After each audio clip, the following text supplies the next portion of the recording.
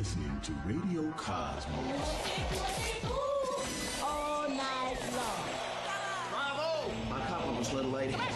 Commercial! Break for 30 seconds. You are now listening to BaaD Radio. Hello and welcome to BaaD Radio. BaaD stands for Business at a Distance. This is a show about local businesses and business networking. We are here in the News Radio WFLA Orlando studios from 11 a.m. to 1 p.m. every Sunday. I'm your host, Angela Smarito, and in studio with me we have Melissa Jacob with Striking Brand. Hello, hello.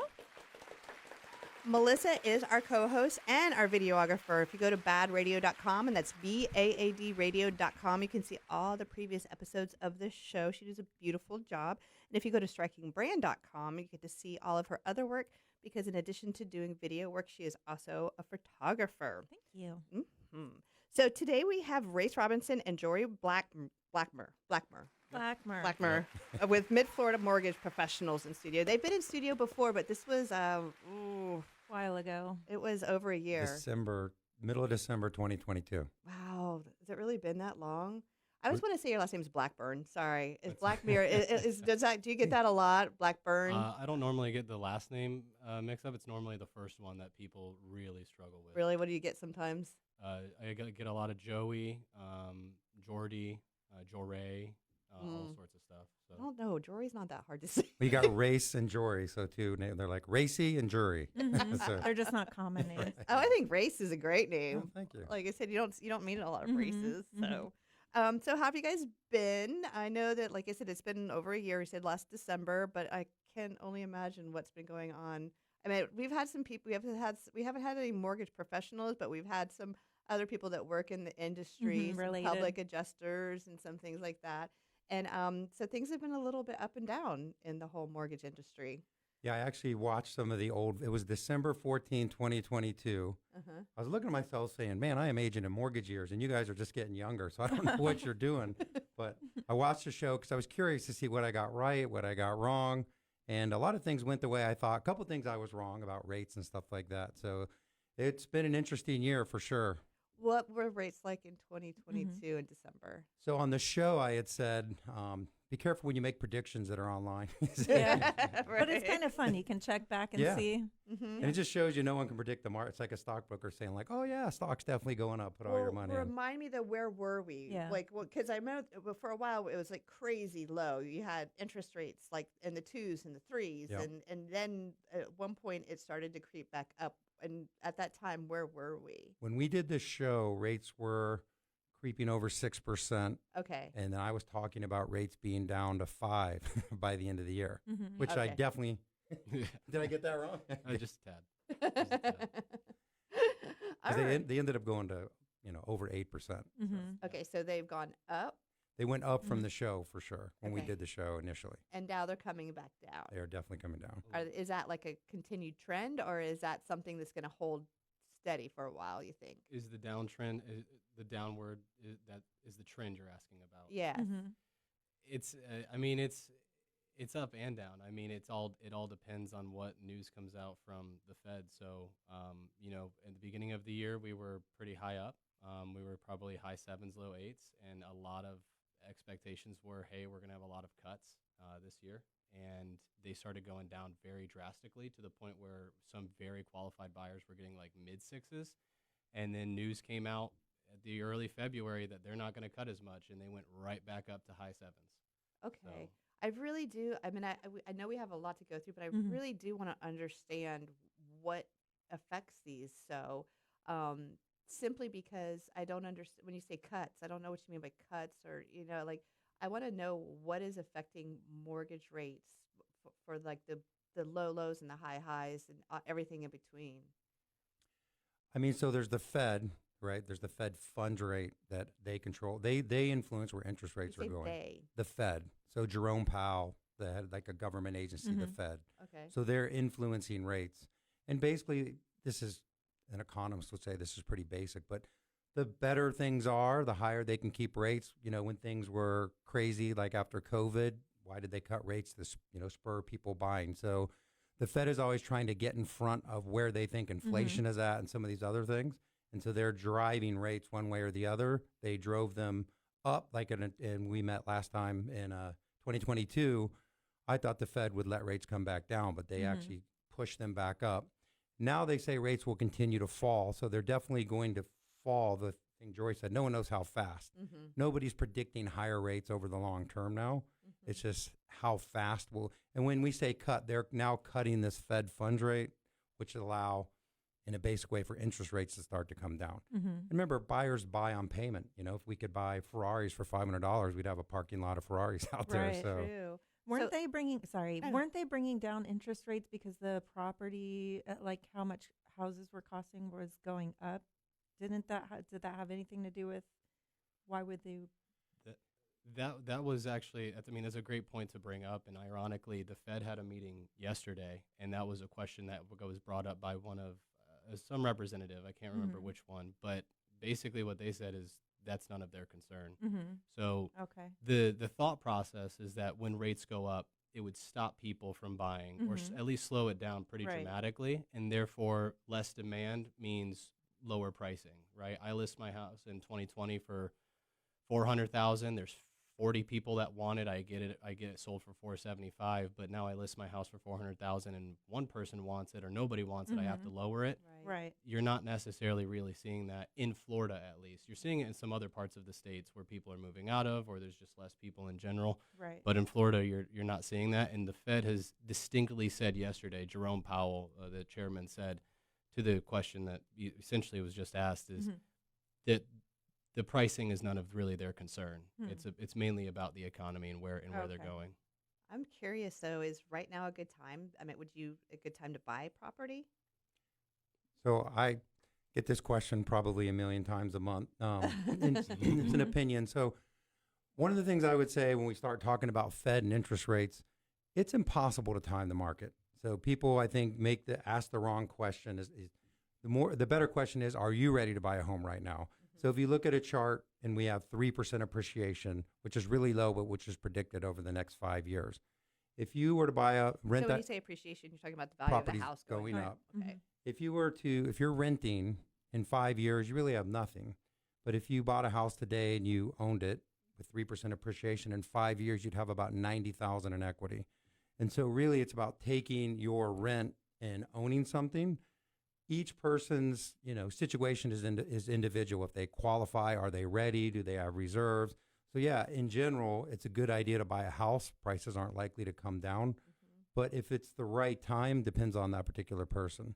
What keeps people from buying a house and not just renting? I mean, is it just because they're scared of the down payments? Or, I mean, what stops people? Because it makes sense to me for people to buy a home. Right. It makes sense to us. That's why we're in the industry too. I guess the question is, how much money do you need to buy a home? I mean that it just so that's a It's a big open question. Yeah, big open question. I mean, there's different programs, there's different qualifications for everybody. I mean, if we just go through the big basic programs of VA, FHA, and conventional, VA 0% down payment. You can get seller to cover your closing costs. I've had somebody with a VA get paid to buy a house. I want that program. Right? Like it was, they put 0% down. The seller paid for all their closing costs, and they got an appraisal credit from the bank, or from us and our assistants. So they got $600 for buying a house. But with FHA, it's a 3.5% of the purchase price. So if you bought a $100,000 property, it's $3,500 plus, let's say. So you have to come up with $3,500 to buy a house. What about closing costs and all the things and all of the scary stuff? That's, I would say on average 2 to 3% of whatever the purchase price is. That's going to be a roundabout number of closing costs and prepaid. So add that in as well. So and that's really the big advantage of this. There's, the biggest hurdle most people have is the money to close, right? That's obviously for first-time home buyers. They're trying to figure out, how can I get the money? Even though the Fed couldn't affect pricing, they did affect demand. And so there is more inventory than there's been. So you can get sellers to pay closing costs and do a lot of these things. So, higher rates is an entry point into a less competitive market. So that's really the benefit of kind of where we're at now. Okay. Well, that's actually a good stopping point, because music means that we're going to go to break. But when we get back, I want to pick up right where we left off, because, like I said, I think this is a lot of really good information. So everybody stay tuned for more BaaD Radio. Welcome back to BaaD Radio, brought to you by Premier Couple Superstore, because a couple that plays together stays together. Welcome back, and this portion of the show is brought to you by Premier Couple Superstore. It is not really that cold out there anymore, but you still can cuddle up with your loved one. But first, a trip to Premier Couple Superstore. They have got a huge selection of lingerie, shoes, toys, games, love oils, and a ton of great gifts. With Premier Couple Superstore, you don't pay those high prices because you go directly to the source. 5009 South OBT, or shop online at premiercouples.net, because a couple that plays together stays together. You like that? Mm-hmm. I realized that I just totally said that entire commercial without looking at the computer. I know. That's pretty awesome. Yeah. Oh, yeah. It should only took you 2 years. And then they'll change it. You'll I change it know, up. right? Back to the reading. We're here with Rayce and Jorey with Florida Mortgage Professional, or Mid Florida Mortgage Professionals. I will get it right, but it's usually by the end of the show that I actually do that. And we were just the first section of the show, we were talking about like a whole bunch of different things in regards to buying a home. And I know that we kind of like just throw questions at you, but it's so weird because like when you start to say something, it triggers another question, then another questions. And so what we were talking about for is like what are the barriers for people buying a home? And I think that a lot of the mindset is not being able to have the money to close, right? And from what I understand, you're saying is that it's not as hard as it might be thought it is, right? You can get the buyer or the sellers to pay sometimes. I mean, a lot of it is just spending time with clients up front. That's one of the things that we do, like during the pre-approval process. Like there's a program out right now that, depending on what zip code where you live at now, and a lot of Orlando's would count for this, when you buy another house, you'll get a $5,000 grant towards your closing costs. You get a $500 towards your appraisal. Wait. So this is to help people with their closing This costs. is a down payment kind of assistance. Okay. But it's very open. So normally there's like an income cap that you have to make. On this particular program, there's no income barrier. So that opens up to a lot more people. And normally they look at where you're moving to, but the logic in this one is we're going to promote home ownership. Like I have a house in Park Manor, so I pulled up that. Hey, that's your old neighborhood. Yeah, Tommy, shout out to Tommy. Oh, wait, you lived in Park Manor too, Yeah, right? yeah. Okay, I'm sorry. That's where I met him. So, anyways, so I pulled up that address, and it says it's available. So if someone lives in that neighborhood, doesn't matter where they're buying, how much money they make, they'll get a $5,000 credit at closing that they don't have to pay back. They get $500 towards the appraisal. They get $500 towards a home, not a home inspection, but a home warranty. That they are in this Home Ready program that has discounted rates and discounted PMI, and it's only 3% down. So with the $5,000 grant and getting a little bit of closing cost help from the seller, you can get in for $5,000, $6,000, $7,000 out of pocket, which is pretty manageable for a lot of people. Right. So question, so you say you live in Park Manor and you want to refinance, do those kind of programs go for refinancing or just actually purchasing a home? So when you refinance, you typically don't have any cash to close, so they're mainly trying to help people buy a home. I thought that you did. I thought when you like refined, you still have to pay closing costs, and You just roll them in, though. You don't. Oh, that's what it is. Okay. You can pay them if you want to. All right. But I was just wondering if there was like programs to help people that wanted to refinance as well as the new home. So that's actually really cool. So in order for people to get this, to qualify, you said they just basically have to apply. Yeah, that's where during the pre-approval, we go through all these programs because not everybody's going to qualify. So we kind of go down do their pre-approval, figure out where they're at. I think most people don't get a real pre-approval these days. It's all automated online, so it's fast. Is it pre-qualified? Is that what they get, and then they think they're pre-approved? Yeah, and they just don't know anything. They don't know, hey, there's special program, or could I have gotten this thing or that thing? And so spending time with people up front is kind of what we pride ourselves on because we want to make sure they don't miss out on something that they could have got.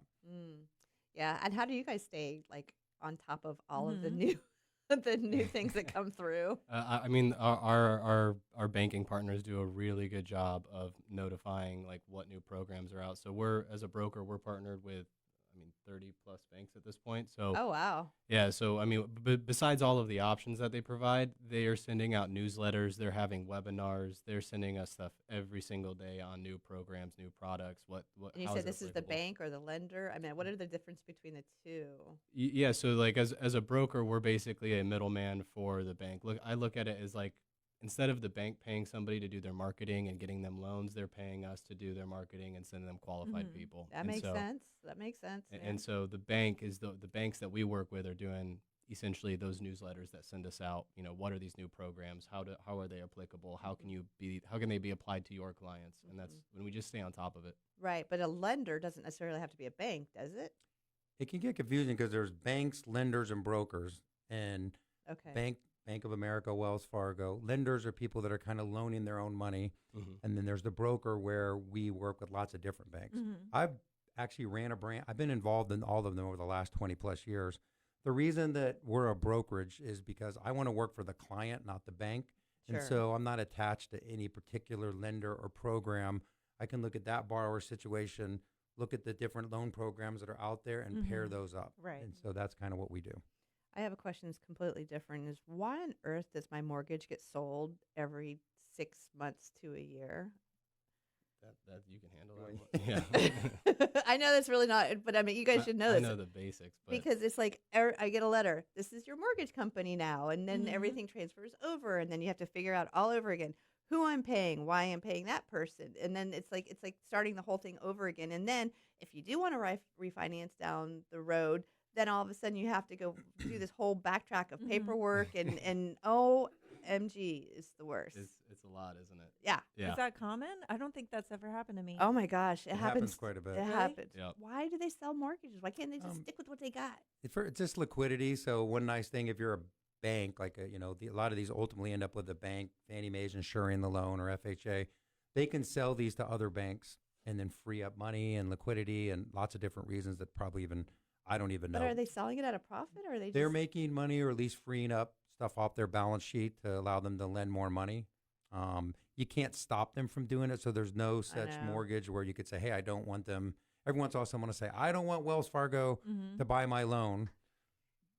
Ultimately, they probably wouldn't, but there's no way to know who's going to buy a loan. Well, the companies at bottom I've never heard of before. I think exactly. Yeah. They're like Aquin, Freedom Mortgage. They're not Bank of America's or Wells Fargo or anything like that. They're just, like I said, I'm guessing that they're all overseas. I don't know. But does that even change? Does that change anything for you for the mortgage?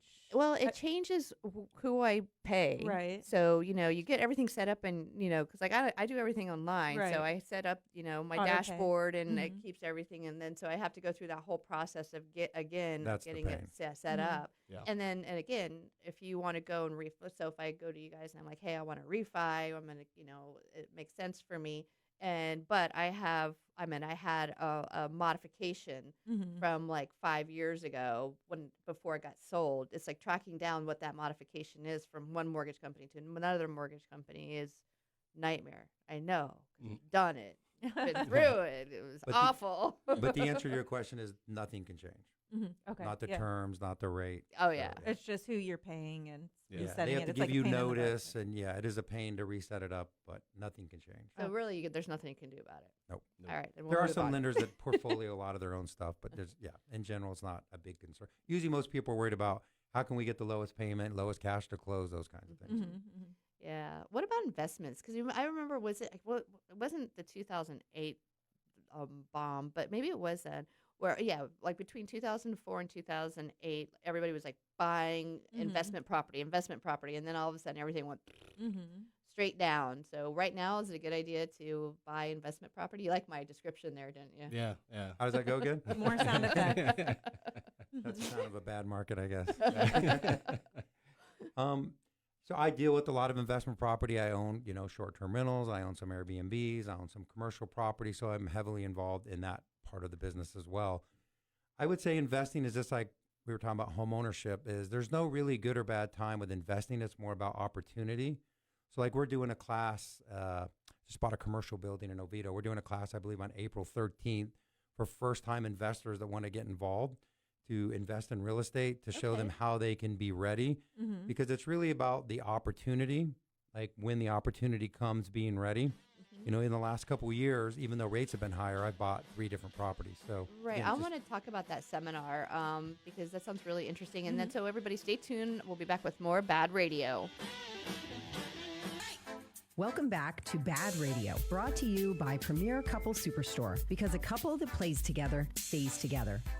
And welcome back to the show. And this portion of BaaD Radio is brought to you by Body Street of Winter Park. Experience the future of fitness at Body Street in Winter Park. Lose weight, build muscle, and tone your body in only 20 minutes a week. Visit bodystreet.us where fitness meets efficiency. Have you guys ever heard of Body Street before? I have not. I have not. All right, I'll have to give you a little insight. So Body Street is a place in Winter Park, and it uses EMS, or electro muscle stimulation. So have you ever seen like advertisements for those little things that like contract and like the vibrate stim kind of thing? Yeah. Yeah, it's electromagnetic or muscle stimulation. So they have these machines that do your whole body, and so it's a 20-minute workout where you go through like a series of poses while it pulsates these things on you, and it's the most bizarre. So you stand in a position and it Yeah, cool. and but I do it like once a week now, and like it works. I'm like sore as could be. Now I still will do other stuff like cardio and things like that, but I mean I really like it a lot. I feel good afterwards. It's like an endorphin rush, but it feels like you said it's very foreign. Have you guys ever had a knee injury where they use the thing where what is it called? Unit. A TENS unit? I did it on my back. Yeah. Yeah, it feels like that, but on your whole body. And then they put the stuff in they like wet it down first. So I feel like I'm being put in a science experiment a little I just bit. picture you guys flexing and then your hair like Yeah. sticking straight. They make you do different movements, and I'm like, I can't focus on these movements. I'm being electrocuted. You guys have to check it out. I'll send you a Okay. reel from there because last time I went, like their social media person, he was like, "Do you mind if I film?" I was like, "As long as I'm not making some really crazy faces, I'm okay with it." Okay, so we're talking mortgages with Rayce and Jorey with Mid-Florida Mortgage Professionals, and I got it right that time, so I pat myself on the back for that. And we, like I said, we started to talk about home investments, our investment properties, and Rayce was saying that you're hosting seminars. So tell us about that. So is this like how does somebody find out about it? Does it cost money? Sell it to me. So to me, it kind of sells itself because if you want to become wealthy, to me, the best way to do it is everybody knows through real estate, right? I agree.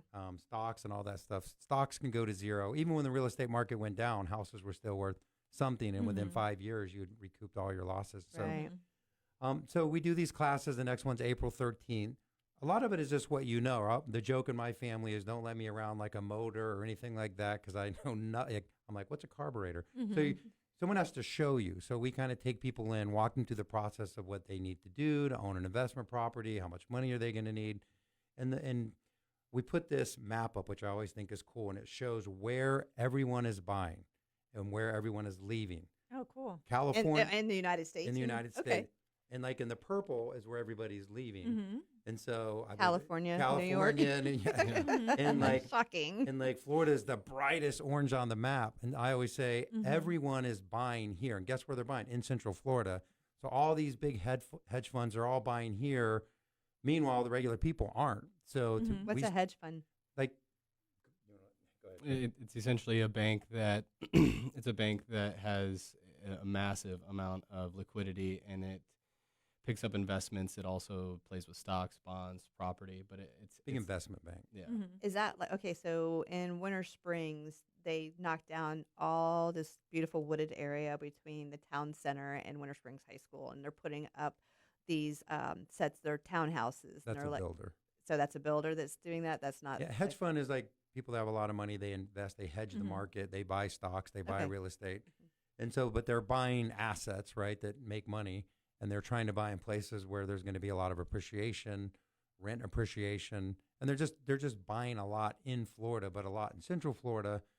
And most people are putting money in 401ks and IRAs. They don't really understand what they're doing. They're just coming out of their check.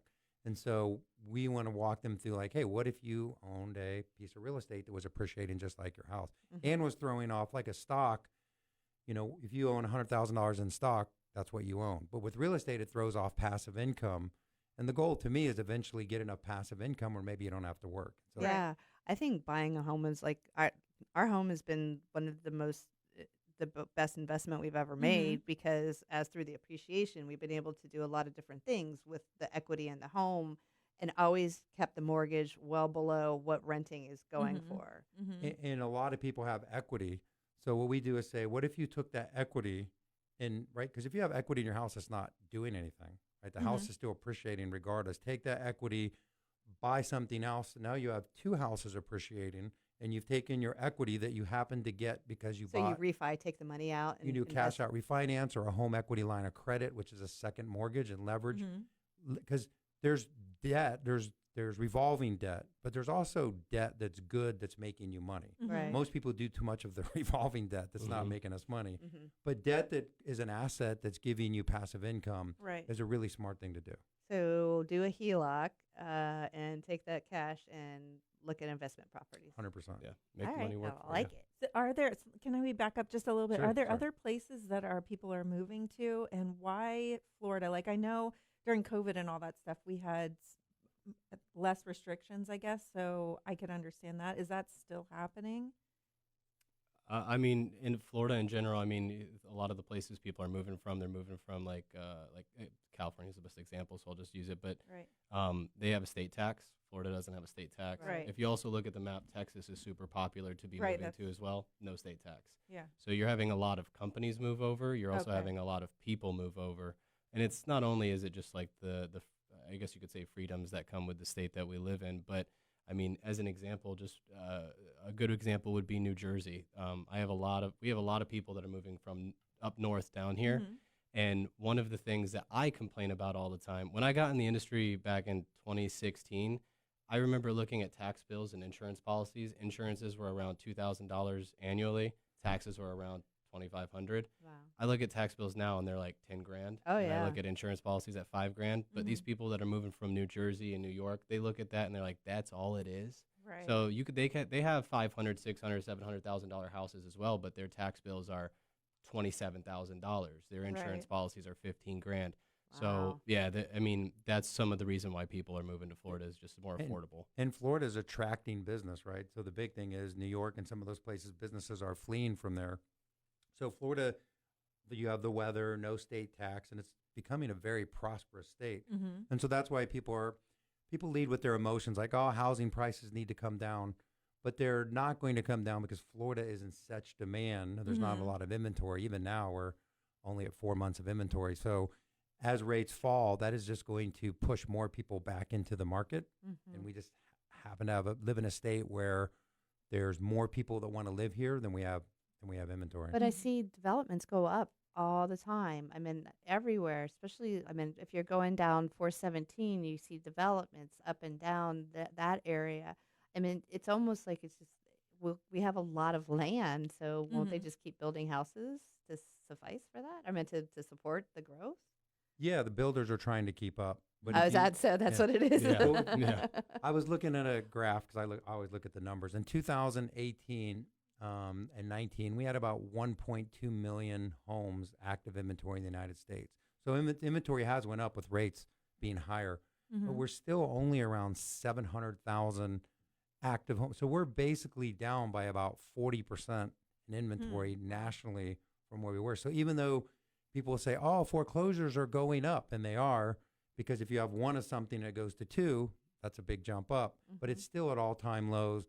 Inventory's low, and rates are likely, no one knows for sure, my crystal ball's broken, to, I know, it happens. to come down. It's in the shop. But Right. so you just, so the back to the investing thing is, why not learn to invest in your own backyard when you happen to be in a great place to invest? So that sounded like a great idea because I know we bought our house when it was like, maybe 8 years ago, something like that. So Wow, I know good that there's equity in it, and that makes sense, taking that money and putting it towards another property. I don't know a lot about mortgages. I just, for some reason, have felt like having a second mortgage or refinancing could be a bad thing. So where is that coming from? I mean, no one likes to be in debt, right? So there's being responsible with your money, which that is a responsible thing to be worried about, just taking your equity and like going on a cruise with it or something. But investing is a different thing. So learning more about it is the first step. Come to our class. All right. Well, we're going to leave on that note, but I do want to pick it up right there because it's a very important subject. So stay tuned for more BaaD Radio. Welcome back to BaaD Radio, brought to you by Premier Couple Superstore, because a couple that plays together stays together. Welcome back, and this portion of the show is brought to you by Ground Up Property Services. Do you know what your sprinkler system did last night? Probably not. So it's a good time to get your irrigation system serviced by Ground Up Property Services today. And be sure to ask Rick Hall with Ground Up about a water sensor too, so your lawn doesn't get too much water. And don't forget about the lawn painting service. If you are planning an outdoor event and you want to hide those brown spots on the lawn, call 407-468-4295 or visit groundupinc.net. Yeah, Ground Up. That's kind of cool. Yeah, I mean it's totally eco-friendly, but yeah, if you like are doing an outdoor event and you have like brown spots and things like that, he can just go and paint it. He does a lot of work with like schools and soccer fields so that it looks nice when they're out there. If the grass is too high, can you paint it like it's cut? No, I don't know if that's honestly. Can you paint an entire yard? My yard needs help. I think he can paint an entire yard. Are you getting like the HOA letters that saying like you're gonna get fined and things? No, but I look at it and I'm pretty upset myself. So I can only imagine what my HOA is like. I used to live in a neighborhood with an HOA, and I see the advantages of it, but what a pain in the neck. We had the people that would come by and be like point you out, then you get a letter. You get a letter. I finally got on the board with them, and I started sending the letters, not because people weren't paying, and you know they were complaining about this, that, and the other, and I'm like, how about you pay, then you can complain. So we're here with Rayce and Jorey, and they are with Mid-Florida Mortgage Professionals, and we've been talking about mortgages and interest rates and all of that, and then the last segment we talked about a seminar for investment. And so I wanted you to give all that information out and how people can get in with that. Is a seminar in person or is it virtual? Or is it both? Right now it's not virtual, it's in person, which I think is the way to go and kind of learn. It's usually a couple hours. Sometimes we'll provide lunch, just depends on when we do it. This next one is in the morning. Okay. Where's it at? Oviedo. I can give the address. You can go to racerobinson.com, which has our address. Spell that for everybody. RayceRobinson.com, or you could email me at mortgages. There's 2 G in mortgages, MORTGAGES @racerobinson.com. Very nice. I like how you just gave a spelling lesson as well. Well, Rayce is like one of those things too, where I'm sure people will spell it like RACE. But mortgage is spelled the same way. No well, yeah, mortgages is one of those words that can be a little bit tricky. When I got hired initially, the guy's like, "Can you spell mortgages? If you don't put 2 G's in, you're out." There are certain words that no matter what. Mortgages is one I can get, but there's other ones where it doesn't matter how many times I spell it. I think I spelled inconvenience the other day by myself without like autocorrect or anything like that, and I was so happy I had to post about it. I was like, I'm not trying to brag or anything, but I just spelled this word. All right, so and you said what was the date on that one again? It's April 13th at 9:30. Is there a cost to be there? No cost. We kind of do it. I mean, for me, after doing this for 20 plus years, I love helping everyone. But the 2 coolest parts for me is taking somebody that's a first-time home buyer and walking them through that process and having them become a homeowner. And the second part of that is I've worked with probably 15, 16 people that have became financially free through real estate. And so it's just when you buy a home, it's emotional. To me, when you buy investment property, it's more numbers than analytical. 100%. And it's really just about learning it so that you can be ready to buy. Because if you don't get yourself ready, you're just not going to do it, right? The perfect property may come up and you're like, how do I know it's a perfect property? How do I know if it cash flows? How do I know if I should buy it? And those are kinds of things, a lot of the information we cover. Can you tell us like a little bit of a success story about one of your 16 people? You don't have to name them. I would love to hear like how it started and how it ends. And now you said they can retire, right? So I'll tell you a great one that's almost like a horror story that turns into like a really good one. Those are the best. Yeah. The roller coaster. So everyone's worst fear would be buying a house and have it go down in value, right? Because I went through the Great Recession. I had a mortgage company then. So I worked with this guy, I won't say his name, but he was an engineer. And he started buying houses in 2004 to 2006. And that's when the boom, everything was going great then. And he bought 9 of them. Oh, geez. So he made good money. He had a lot of equity in his house, and he was leveraging it. Then, of course, 2008 happened. Was he flipping them, or was he holding on to them? He was keeping them. In 2008, they made it really easy to give houses back. So everybody was giving their houses back. There was like 25,000, 30,000 homes on the market right now. There's 8,000. That kind of tells you how it was. And I remember talking to him, and I was like, "Are you going to give your houses back?" Because everybody was. He's like, I've done the math.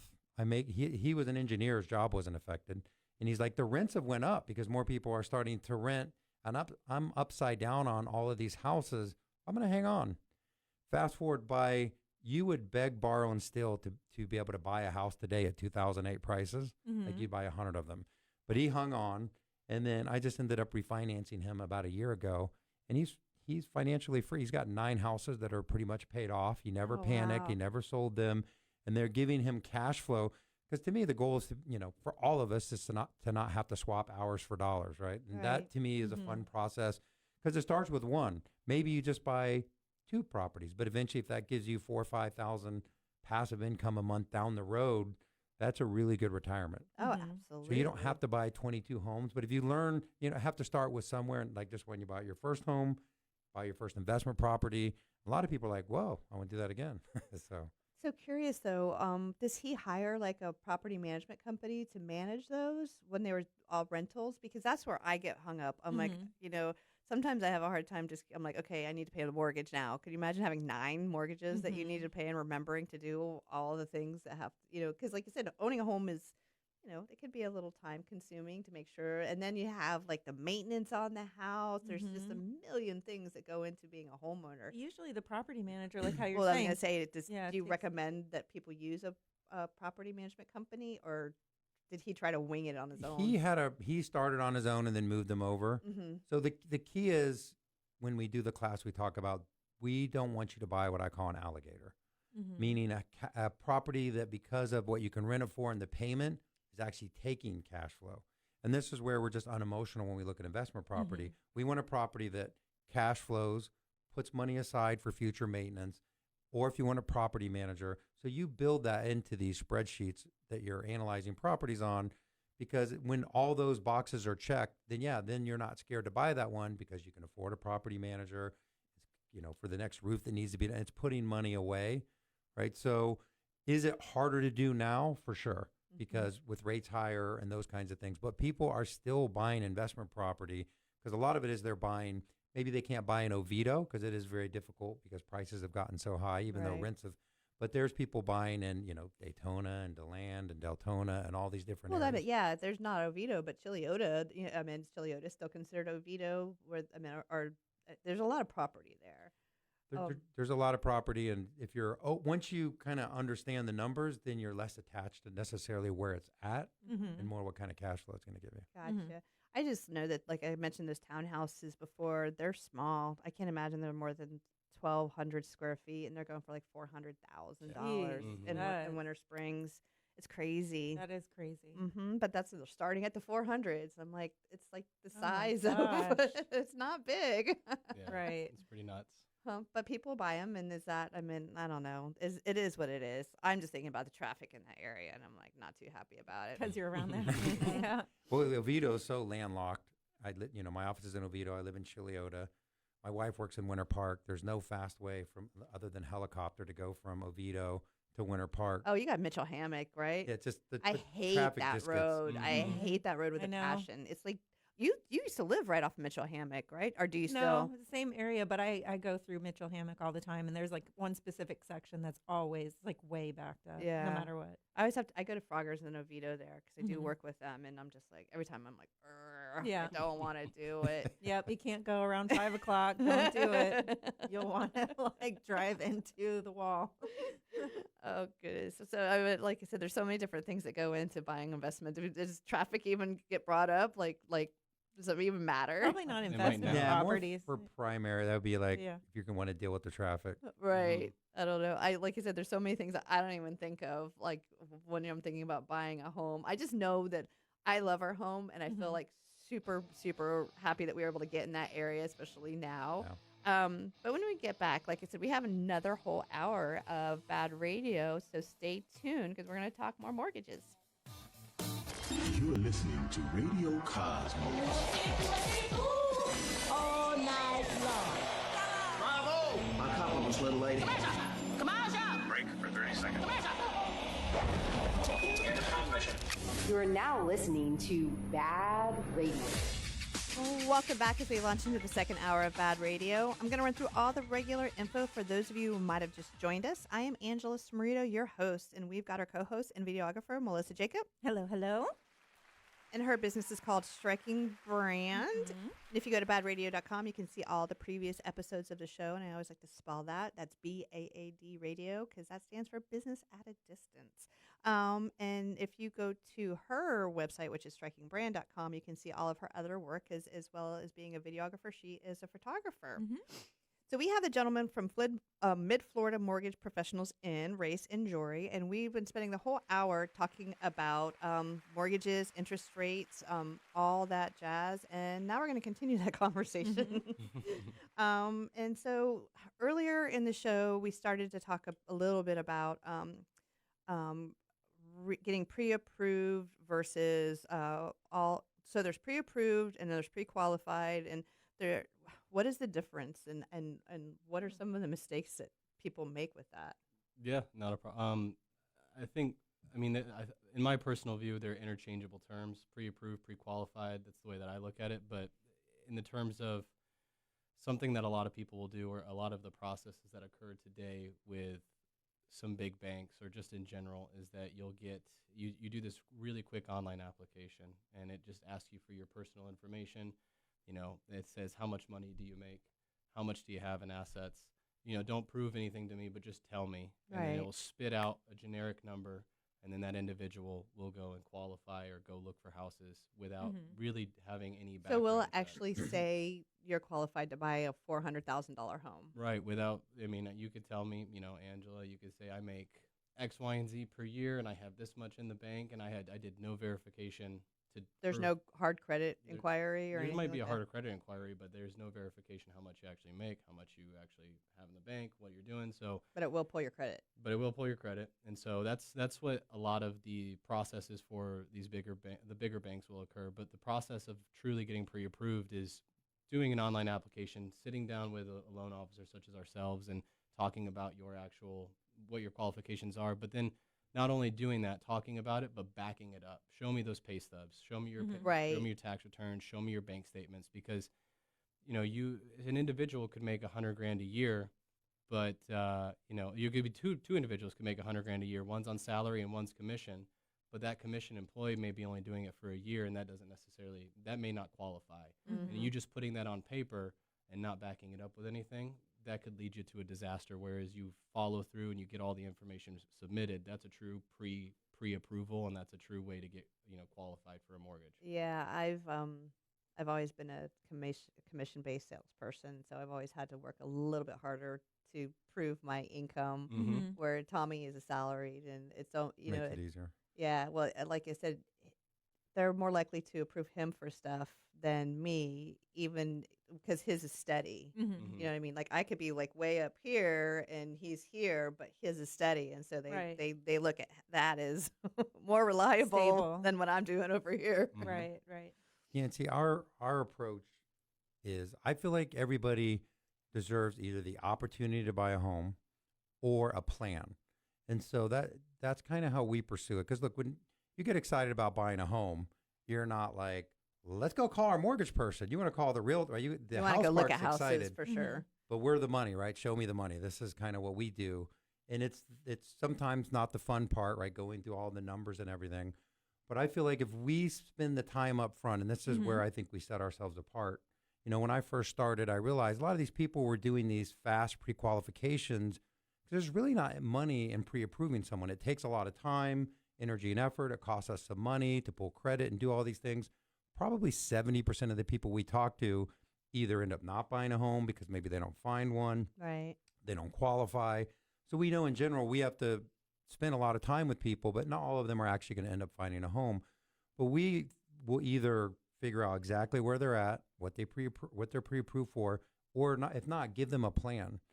So hey, maybe you can't buy for 6 months. Right. But based off of credit or whatever, you're like, we got to clean this up. Do you work with them on that? For sure. We there's credit repair companies. Most of those are scams, but we work with a couple that I think are really, really good.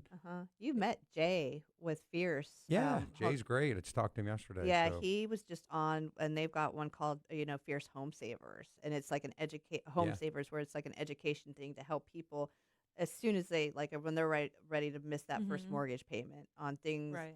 It's like a course on what they can, not really a course, you know what I mean? It's a system, educational thing of what they can do to help save their homes. Yeah, he's a good man. And so when I started in the mortgage business, I had moved to Michigan. By the way, don't ever move to Michigan, but I'd moved to Michigan. I would never move to Michigan. Just no. I did meet my wife there, so but I was selling pagers, or remember beepers, pagers. Oh yeah. So we were selling those. So my dad got sick. I moved back to Florida, and after a couple months, my family's like, "You should probably go get a job." So I got into the mortgage business. And the first few months, I sat by this guy, Will, who taught me the mortgage business. He'd approve some loans, he'd deny some loans, approve, deny. And I said, let me have a crack at the ones you're denying. And so what I learned is if you spent more time with people, learn how to read complex financial documents, kind of went the extra mile, and then as a broker, sign up with banks that will think out of the box too. Those two things allow you to help clients that maybe wouldn't be able to qualify. Maybe they're commissioned, but they need a special program. Maybe they need credit repair. Maybe it's cash to close. Usually everybody has something that we're trying to overcome. Absolutely. So that they can own a home. Right. Well, that's a lot of, like you said, there's a lot of, because like with Jay, he does a lot for like auto, helping people with auto financing. A house is much bigger. He used to be in the mortgage business, Jay. Yeah, yeah. Wasn't he saying that he thinks that it's going to crash again? He does. He's thinking. We've had him and I have had that debate. So you said he was a good guy. You got to try to keep positive about things. I don't agree with him, but I do think he's a good guy. What does the crash actually mean? I mean, what does that mean when somebody says, "Oh, the market's going to crash"? It just means that what? So I always call them the Crash Brothers, who've been talking about the market crashing for the last, because the market did crash in 2008, right? A crash is defined by people saying when prices go down by more than 30%. And the same debate I would have with Jay or anyone would be, if you can show me where the excess inventory will come from.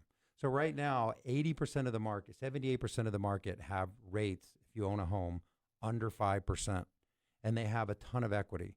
So nobody's in financial trouble like they were in 2008, where everybody was doing 100% financing.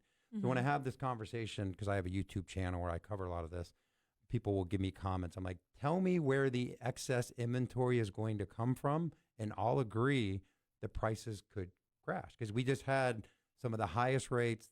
Transactions fell by about 40% because of the higher rates. And guess what houses did? They appreciated. So not as much, and it was pretty flat. Right. But if rates fall, which is probably going to happen over the next year or two, what's going to happen? It's going to push more people in the market. So again, my crystal ball is still broken. So could there be this surplus of inventory? For sure. And that's what would have to happen. The answer to your question is we'd have to get enough inventory to get prices to fall. Right. Yeah, we don't see that happening. What's that? Really having a huge inventory come out of nowhere. Well, I mean, like I said, they're building houses left and right. So. Because they can't get, literally, if you go to those new home places, their inventory is soaked up like that. So they're builders. So they're all pre-sold before they're built? Because builders right now are offering, builders are kind of a counter to us because they have their own lenders and stuff like that. But they are offering a lot of incentives for people to buy. So you guys mostly just sell like pre-existing houses then? Yeah, builders have kind of their own in-house. Really? So I didn't realize that. Me either. Smaller builders, like we work with some smaller builders, but like the Miranda Homes or the big builders, they're going to probably have that all in-house. I went to a housing development that's way out past Winter Garden, and it was supposed to be like the next Windermere area, and it went again. No. They were beautiful homes, don't get me wrong, but nothing happened with them out there. I can't do it. I don't know that. Me either, and I'm not going to try. No, it's just there's a ton of model homes out there, and like I said, it was is on a golf course, and it was supposed to be the big new thing, but it just didn't happen, and that was because of 2008. So, all right, well, we're going to continue with this conversation after break, so stay tuned for more BaaD Radio. Welcome back to BaaD Radio, brought to you by Premier Couple Superstore, because a couple that plays together stays together. Welcome back, and this portion of the show is brought to you by Frogger's Grill and Bar. Looking for a place to go with friends or meet new ones? Then you're looking for Frogger's Grill and Bar. With daily specials and amazing kid menus and sports, and more sports, there is something for everyone. And don't miss out on Frogger's amazing menu where everything is fresh, never frozen. With 4 great locations, there is bound to be one near you. Oviedo, Mount Dora, Apopka, and Altamont Springs. Frogger's. Hop in with food and fun.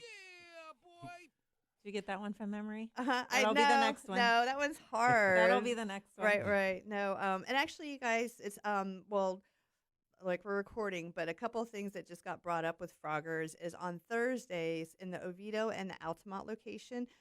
It's free adult games, and when somebody first said that to me, I was like, "What kind of adult games?" And I was like, "What?" But it's like free pool, free darts. They have this tee-off game, but again, they only have them in Altamont and Oviedo. I didn't know that. But they're free. So When? if on Thursday nights. Oh, okay. Yeah. And they have some other good games. They like those games that you sit at the bar and you like gamble. I would see people at those for hours. They've redone their place too. It's a lot nicer. It looks really good. Well, the Oviedo location, they huge investment. The whole thing is renovated from the floors to the bathrooms, the whole 9 yards. And that Publix in that area is about to open back up. You guys are in the Oviedo area, and that's going to help the business. So one of the things that I'm working with Frogger's is helping build like the party business. So like booking spirit nights and events and things like that, because that's really what's going to make a big difference for them out there.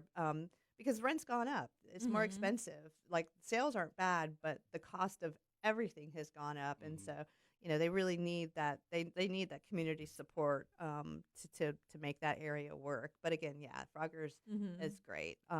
They renovated Apopka too. And I know I'm part of Mount Dora. And the Altamont Springs is pretty new. It got redone in 2015. What was it called before that? You know where the one is in Altamont?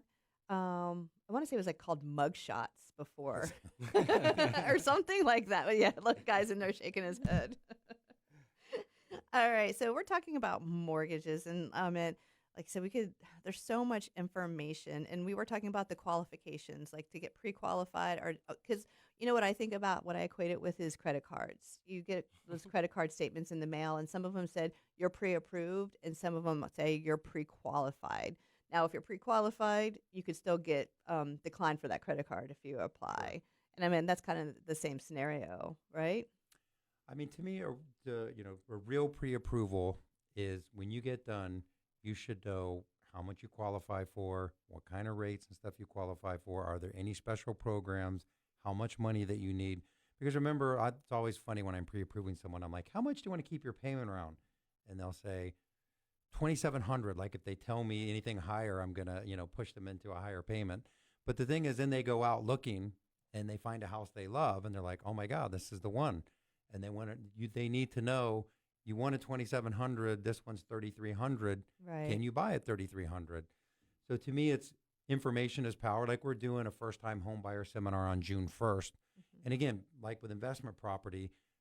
When you're in a conversation where a bunch of people are asking questions that it lets you they're going to ask questions that you had. It makes you more confident that when you're ready to buy, that you've known, what you need to do. And so we do that in the seminar. We bring them through that process. And when we pre-approve them, when someone's out there looking, they're confident. They know how much money they're going to need, what they qualify for. Even when they put their offer in, it's still fairly competitive. So we will call the listing agent. That's the person that's selling the house. Sure. And let them know that client is completely pre-approved. We have all their documents. They're ready to go and they can close. And that'll go a long way if they're, competing offers to help them get their offer accepted. What are some of the major mistakes first-time home buyers make? Waiting too long. Waiting too long to get approved? Waiting too long to get pre-approved. Yeah, so a lot of times what you'll see is somebody that gets with a real estate agent. They go out house hunting. They've been on Zillow, and they're like, I fell in love with this X, Y, and Z purchase price. And then they want to put in an offer, and they're like, we're putting in an offer today. We just started talking, you and I just started talking today. We got to get you all the way pre-approved, ready to go. So how long does that process take? It's a case by case basis, but it's really dependent on how motivated the individual is. We could send somebody an application and it takes them 4 days to do it. You could send somebody an application, it takes them 15 minutes to do it, and they submit all their documentation real quick, and we're on top of it because our main goal is to match the motivation and and where they're at with what they're trying to accomplish. I like that. Match the motivation. So they move quick, you move quick. Yeah, and because it doesn't help if you're like, this is my dream home. My wife, my husband, my kids fell in love with it, and we're like, we'll get back to you in like 5 days. You know what I mean? So you match the energy that they're throwing off, and you get it done as quickly as possible. So I've done pre-approvals in a day, like from the beginning of the day to the end. So and you get all the information out, then what do you do? Like just send it off to the pre-approval gods? I mean, who has to like who has to do the actual I want to know where pre-approving? those are at. Submits it to ChatGPT. That's exactly. We actually have a pigeon that we tie the document to, Nice. and we just It would send be an owl, and okay? it- An owl. a wise. There's a wise falcon, owl. I think. Yeah, but I mean, the The pre-approval bank process is we review it ourselves. We're all qualified. We have our licenses, and our personal process, or at least something that I do, is I review the entire thing myself, and then I send it to one of our partners or one of our team members, and I send notes. I say, hey, I've reviewed this entire file. These are the things you're going to see. These are what the client has said they wanted, and these are their motivations. This is why they're moving. This is what they want. And that second individual, like our loan partner, Scott, he will review the entire thing as well, and he'll say, I either agree with you, I disagree with you, here are my concerns as well. So you have two different eyes looking at it. And Sure. if you're on the same page, 100% send it out. And you joke about ChatGPT, but there is a lot of automation. So we actually have DU, like automated underwriting through FHA, VA, Fannie Mae. So when we put this file together, we actually can run it through the system that actually lets us know this loan is pre-approved. So we actually don't guess. We know we can do this loan because it's fully approved up front, like we're talking about the difference between a pre-qual and a pre-approval. And I mean, we partner with a lot of agents, locally that we work with, and it's not uncommon for them to call and say, hey, can you call Angie to get her pre-approved? Sure. When's she looking to buy a house? This evening, she's going to go look at Oh, a house. right. I know. It's just, Honestly, that would be me too. Ask Tommy. It's like, I'll be like, I think I want to do this. Okay, now. And he'll always be like, come on, you gotta think about this a little bit. I thank God for him though, or like we would have, like I'm impulse. He's completely the opposite. Sit back, process it, think about it, do your due diligence. So I've had to learn a lot of patience over the years with those types of purchases. I was surfing the other day, and everyone was talking about Tommy. So shout out to Tom. We were thinking about you at the beach. No, he's doing good. We're waving at him. No, he's been under the weather. We remember 2 weeks ago I was sick, and then first Aiden got sick, then I got sick. Now Tom and Anna are sick. So it's just, I know it's like going through the house. Stay away from this Marito house. Right? No, and like I said, we're on the back end of it, that's good. So do you think AI and chat will actually make a difference in the whole mortgage industry?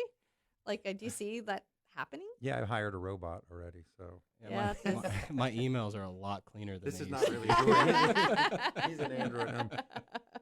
No, it's for sure. I mean, already it's changing things quite a bit because with automation, it can take things off of your plate that, analyzing documents and bringing things. You ever been to a store where the cash register's broken and someone can't make change and they're panicking? Because yes, I have. So when the market slowed down and all of a sudden loan officers are trying to come work for us, I realized that people had really gotten too reliant on some of this technology because they really can't read. So everyone on my team has to know how to manually calculate things called debt ratios and things like that, because the automation is good. It can shortcut the time, but it can't do the things yet that a human being can do. So it definitely can make life easier, faster if someone's trying to get pre-approved. But we keep the human part into that because, to me, the pre-approval process is a conversation. Yeah. In my opinion, like I said, the AI stuff is great, but it still has to have a human touch. Like I was telling somebody earlier, is I can spot AI graphics a mile away, and I can read things, and I'll be like, that's AI generated. Now, again, I'm in the industry to do that, so I understand it. So, but I still think that it can't replace humans at all. You're an AI expert. AI expert. I'm working on it. So, all right. Well, we're gonna go to break, and when we get back, we're gonna have more BaaD Radio. So stay tuned. Welcome back to BaaD Radio, brought to you by Premier Couple Superstore, because a couple that plays together stays together. Welcome back, and this portion of the show is brought to you by Liberty Property Inspections. Your home is one of your most important investments, so don't trust it to just anyone. libertypropertyinspections.net, helping you protect your investment.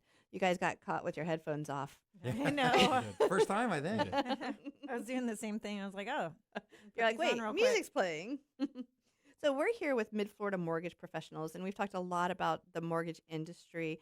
And we even talked as far as like, AI and ChatGPT and how that plays part of the industry. But what we didn't really talk about is how you guys got started. So let's just rewind and talk about how you guys initially got started in the market. Because you talked about moving to Michigan, and then you talked about moving back here. So you started in the industry, but now you own a building, and that's pretty impressive in my book. Yeah, I always like to say I came here, became a loan officer, started running that company, ran a branch, opened up a company. Then 2008 happened. Then I started over as a loan officer. Yeah, let's talk about time frames. Yeah. I did it twice. So, yeah. Oh, yeah? Because 2008, I did start over completely. How did you make ends meet during that time? It was a rough time. I mean, people talk about market crashes, and I'm like, no one's actually ever been through a market crash like 2008. So it was tough. The market contracted, so there were so many homes, so many choices. In hindsight, it was one of the best times to buy ever, right, after 2008. Mm-hmm. Just like everybody, figured out a way to get through it, stayed in the business, and then things really, Did you dabble in any other businesses? Didn't you open a tattoo salon at one point? Yeah, I did open a tattoo studio. I did a pager store, had a pool service. Every time you say pager, quick pager story is I used to work out at Disney, and I was a manager, and I had to have a pager. And the little twerps that work for me loved to text or page dirty words to me on that they could spell upside down, on my little pager. I could go through. Oh, fun, like we're 12. Yes. And I would be Cool. I'm like, you are going to get yourself fired. I don't, you know what I mean? Seriously. But anyway, that was my pager story. Fun. Yeah, the tattoo studio was fun, but I'm no longer an owner. I never did get a tattoo. So. He's a tattoo Jorey owner did. that didn't have We got a a couple. tattoo. Funny story, though, not to get too in the weeds, but I was spinning around in the chair of the guy that's the artist, and he's like, we have a problem. I'm like, what's that? He goes, anyone that sits in that chair gets a tattoo. And I'm like, I'm not getting one. He's like, okay. So he draws a little, picture of a wave. He's like, you're going to give me one. I'm like, Oh, have you no. seen me? I go, I'm not giving you one. He's Did like, no, you? you're going to give me one, and you're going to do it on my ankle. Okay. He's like, 2 instructions. When you put the my gun gosh. in the ink, don't push too hard, or the ink will go everywhere. And 2, it's my ankle. Don't push too hard there, it hurts. I've got like- 2 ankle tattoos, full ankle tattoos, and it does hurt.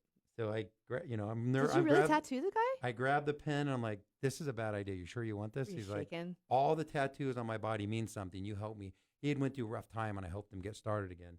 And so I pushed the gun into the ink, and the ink flies everywhere. Oh, this is not. I'm like, you gave me 2 instructions. I already blew the first one. I'm not doing it. So I did put it on there. I'm sure he's got it removed by now because it was pretty terrible, but I did. That would give me so I much never anxiety. did a tattoo, but I did. I did never one? got one, but I did give one. Actually, I would He's a be tattoo artist. mortified. Anna wanted to do it for a while, but like I said, that didn't last. Yeah, 'Cause she didn't want to get one for me. So. She's very artistic. Yeah. But anyway, that's really nice that you helped him out. So even in the midst of all of that, you're helping other people out through that. Yeah, I was flipping homes. I mean, doing whatever I could to survive. Mm-hmm. And then things started rolling again.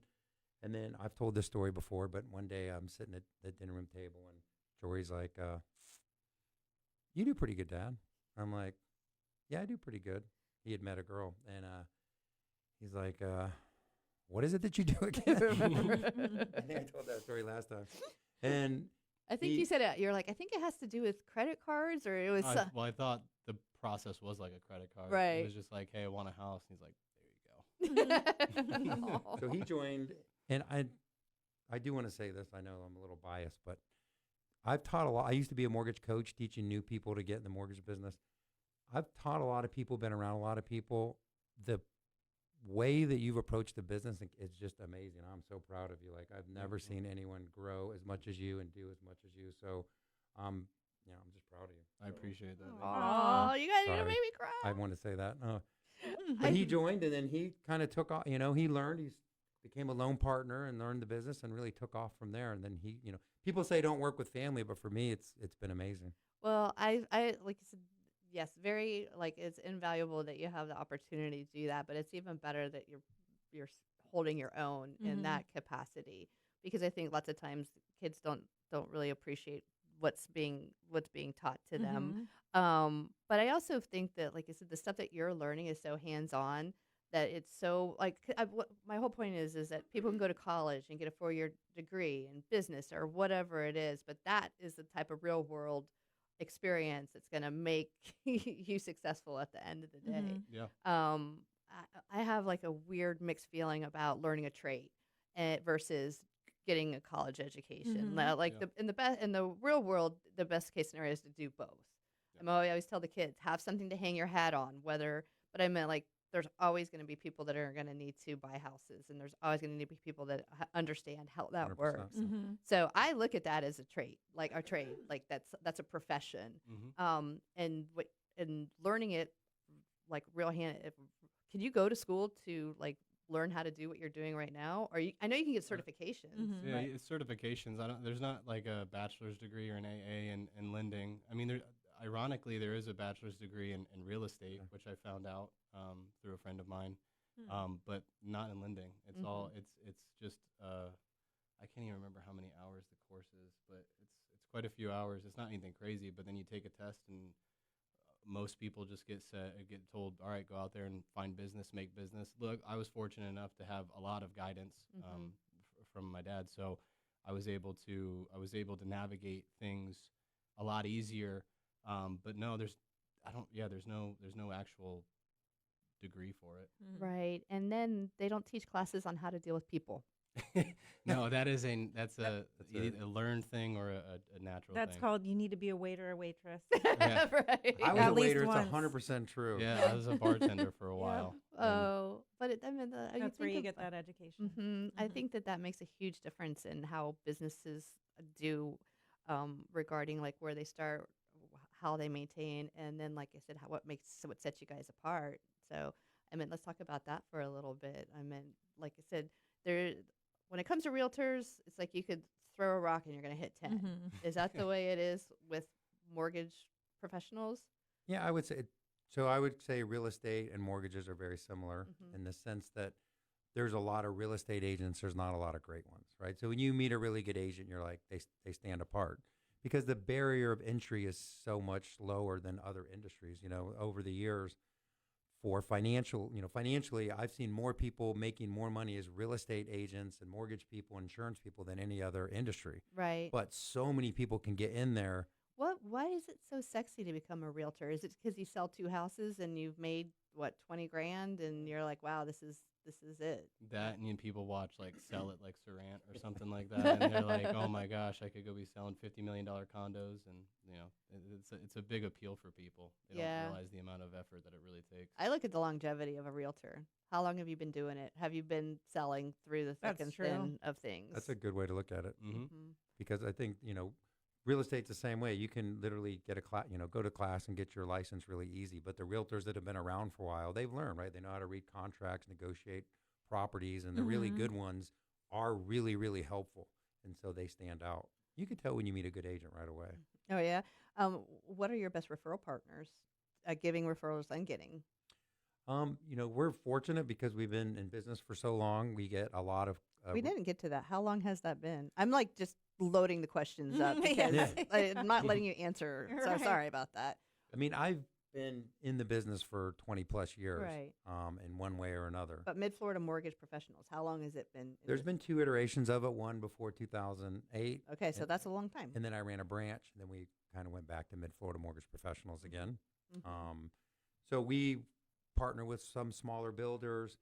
We try to look at it as we're all trying to help each other be successful. So the real estate agents I work with, I bought this office in downtown Oviedo. We do classes with them. We're trying to learn with them at the same time to grow our businesses together. All right. Well, we're going to run to break. And when we get back, we're going to wrap up today's show. And we're really going to talk about what sets you guys apart. So everybody stay tuned for more BaaD Radio. Welcome back to BaaD Radio, brought to you by Premier Couple Superstore, because a couple that plays together stays together. Welcome back. I want to give a huge thank you to our sponsor, Bolts Legal. Fear no storm with boltslegal.com. Crazy Muscle Nutrition, located on 436 in Castleberry. Balance Bodywork in Lake Mary, Derek Brantley is ready to help take your pain away. Forge IT Consulting, providing a fully outsourced IT department with a personal touch for small business. ForgeITConsulting.com. All right, so we're with our last segment, and we are with the gentleman with Mid-Florida Mortgage Professionals. And before we jump back in there, I want to give a little testimonial for Derek Brantley. Tom went and saw him. He had like pain back here. Back pain. Yep. And it was like a side kind of thing. And one visit, I think he was there for 15 minutes, and he's all better now. He's cured. Derek is one of our sponsors, and the hardest thing he said to his clientele is kind of like pouring water through.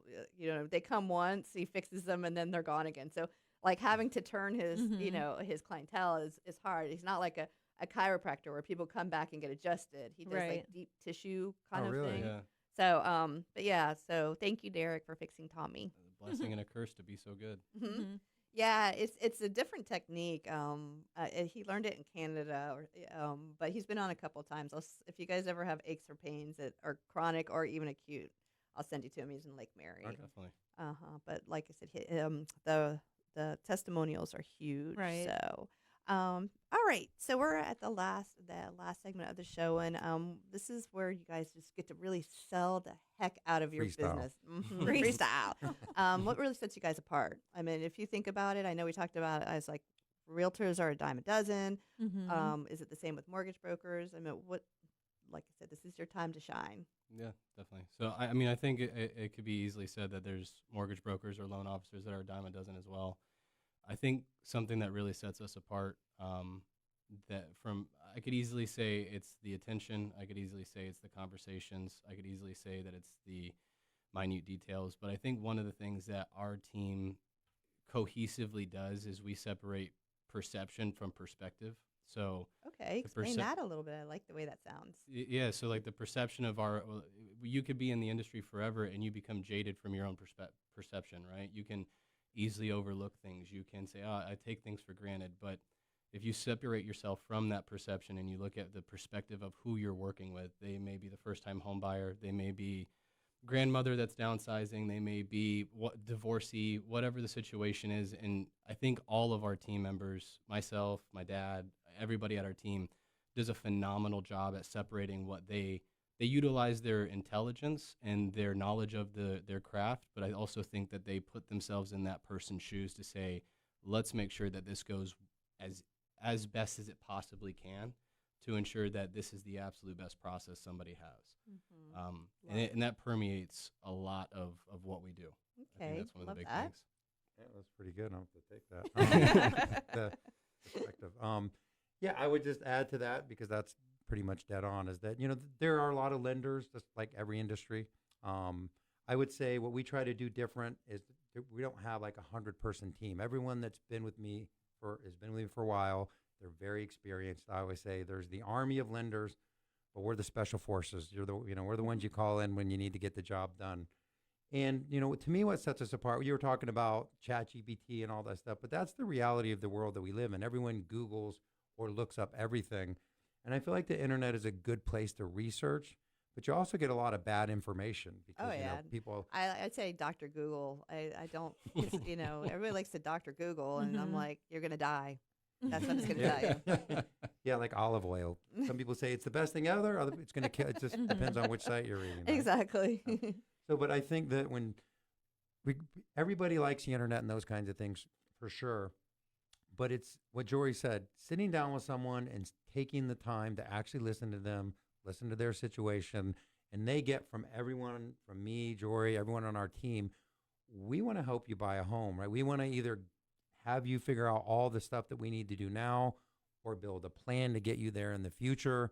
And we know, look, we're not a big bank. We can't retire on any one loan. So we want to impress you so that you refer us out to everyone in the future. And if you do look at our reviews and stuff online, that's kind of what I pride ourselves on, is people saying like, wow, they treated us like family. They gave us a great deal on a mortgage, and they gave us all the information we need to be successful. So I think even though people use the internet, that surprisingly doesn't happen that much anymore, where people just sit down and talk to you and find out what's going on. And I it's just agree 100%. fast. But sometimes we want to slow down, so we make sure you're part of the process too. How long does what's the average length of the process? I know some people are more motivated than other, but I mean, from start to finish, what does it look like if I'm calling you? I need to buy a home. Let's just say we're buying. Anna's moving out. We want to get a home for her to be her first home. Mm-hmm. Oh, you were right. Sorry. Oh no, you're good. I mean, from like start to finish to when the house is closed. Yeah. I'd say like 45 days in total. It takes about 30 days or less to close, but on average, if the house hunt itself, it doesn't normally take too long. So pre-approval can take a couple of days. House hunting can take a week, week and a half, but closing itself, maximum 30 days. And how many people are involved in the process? There's a realtor. There's you guys. There's title companies. So how do they all work together? We don't. I'm just joking. You're on your own. Yeah. So the way that the process itself works is that on our team we all have our roles. Do they come to the realtor first? But they should come to you first, or They should. Okay. Yeah, they should. But that's how. But one of the questions you asked earlier is your referrals, and that's where we get our clients from, is from the real estate partners that we've built those relationships so with. the realtor solicits get that. They're not pre-qualified. They say, hey, come talk to my talk team to my here. guy, and so then they get we get them pre-approved. They go out and go under contract. At that point in time, the conversation moves from we're under contract to let's get you into underwriting. Let's set you up. Let's set your expectations proper. Let's get the numbers 100% accurate, as close as they can be. And then title and our team works together. They coordinate. Do you have appraisal. specific title companies you work with? I mean, is that your call, or is that something that the realtor does? Usually the seller is going to dictate that. I mean, it is about basically a team, like good real estate agents, because that is where most people start, kind of build a team. You can use whatever lender, use whatever insurance, but, just like when you buy any product, you're looking for good advice. And so realtors help you build there's a team, right? A good insurance person, good lender, good title company, all of those things, the realtor and the team is going to know. So you don't have to know all that to buy a house. Right. You're going to get that. I did have a mortgage tip, though, that you made me think of. So this is one people could take advantage of. I was thinking about this because you were talking about the investment seminar that we're doing. So one of the coolest things you can do with your kids, other than sending them to college and helping them, is if you're looking to partner with a family member, we're going to do this with my 20-year-old. One really cool thing to do is they can buy a primary residence, and you can co-sign them as a non-occupying co-borrower. They can buy an investment property, or for them a primary, for 3% down, which on an investment property you usually need 20 or 25% down. So there's a really cool way to help them buy a home, but then partner with them also to also own a property with them. And so when they're buying it as their primary, it allows you to get lower rates, lower all these things. So it is a really cool way to help your kids and also get involved in buying another piece of property. Yeah. No, I think that's fantastic.